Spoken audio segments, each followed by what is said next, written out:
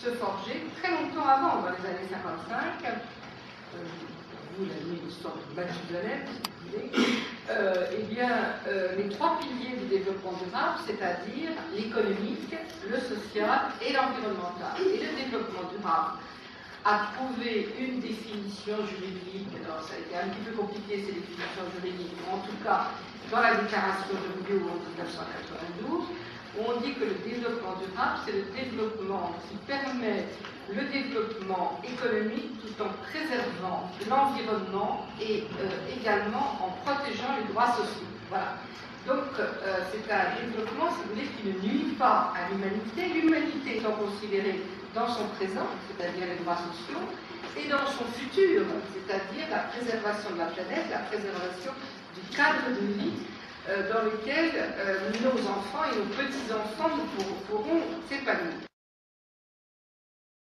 L'informatique étant présente, notamment dans le processus, si ça représente 2% de l'émission de CO2, il y en a 98% qui sont ailleurs, et donc sur lesquels on a effectivement un fort levier d'optimisation possible, mais ces 98% sont supportés pour la grande partie par l'informatique. Les applications et tous les environnements généraux informatiques. Donc effectivement, là c'est un levier majeur sur lequel on commence à zoomer de plus en plus. Alors là, sur les définitions, les choses ne sont pas encore totalement clarifiées. J'allais dire qu'on oscille entre le Green 1.5 et le 2.0. Le 2.0 orientant les débats au plus proche des métiers, donc impactant, j'allais dire, significativement le mode de fonctionnement des entreprises. Donc de fait difficile à mettre en place, difficile à mesurer. Et donc là, on va jusqu'à des mécaniques qui changent, par exemple, la manière de gérer la logistique, donc la supply chain, qui met en place des réseaux très intelligents capables de monitorer tout ce qui se passe dans les buildings et dans les processus métiers. Donc là, je vais dire, c'est l'extrême, ce qui commence à poindre. Et puis entre les deux, on compose cette partie infrastructure, processus purement informatique et ces aspects plus proches des métiers. On positionne en général le 1.5 qui lui a plus rapport à l'informatique élargie aux aspects de communication et des réseaux. Donc tout cet outillage qui existe et qui s'améliore en qualité et qui permet de réduire les CO2, la consommation d'électricité et d'optimiser finalement un peu aussi les processus et le fonctionnement de l'entreprise. Donc en résumé, en fait, Green IT 1.0 on réduit l'empreinte écologique et éthique. Green IT 1.5 on réduit l'impact de l'organisation de l'entreprise, c'est ça, en évitant les déplacements, etc. Green IT 2.0 on impacte le corps du métier en fait et on va toucher la stratégie en fait de l'entreprise. Alors, je pense qu'il y a trois déclencheurs. Pour l'entreprise, il y a ses clients. Si le groupe Bouygues, d'une manière générale, s'intéresse au développement durable, c'est parce que nos clients nous demandent de plus en plus d'avoir des produits qui respectent les engagements qu'a décrit Tina tout à l'heure.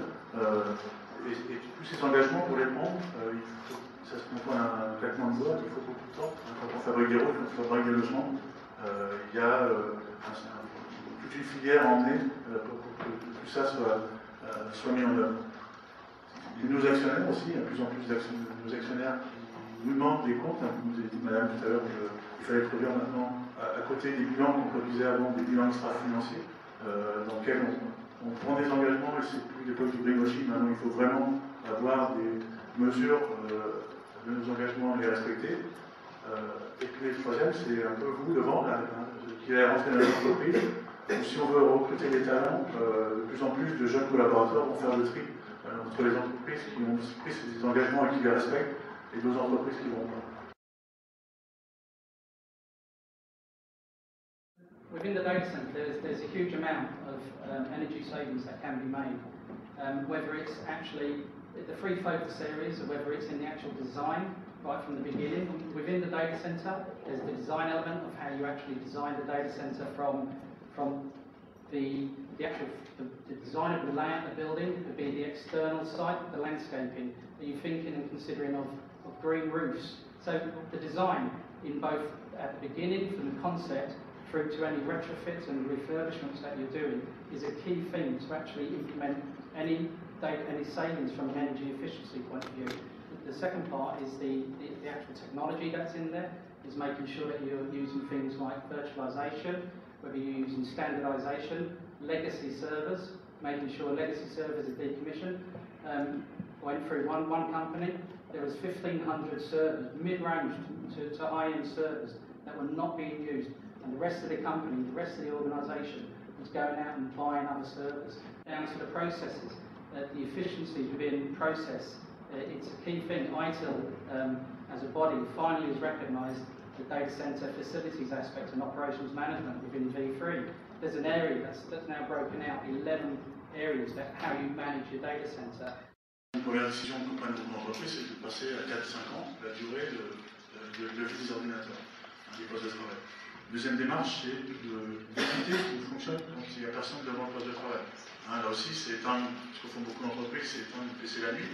On récupère 45% d'énergie, puisqu'il y a 45% d'énergie qui est consommée la nuit. Et nous, on essaie d'aller plus loin, on va éteindre la machine quand elle n'est pas utilisée.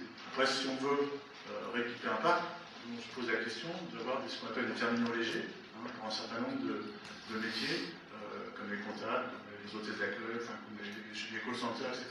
Il n'y a rien sur le poste de travail, mais il y a toute la puissance nécessaire pour faire tourner le plus beau des Excel, etc. Donc on est en train de réfléchir, d'équiper ses collaborateurs de PC où il n'y a pratiquement rien dedans qu'une connexion au réseau, une connexion à l'écran, et puis une connexion au clavier, et on va chercher le logiciel dans un data center sur un serveur.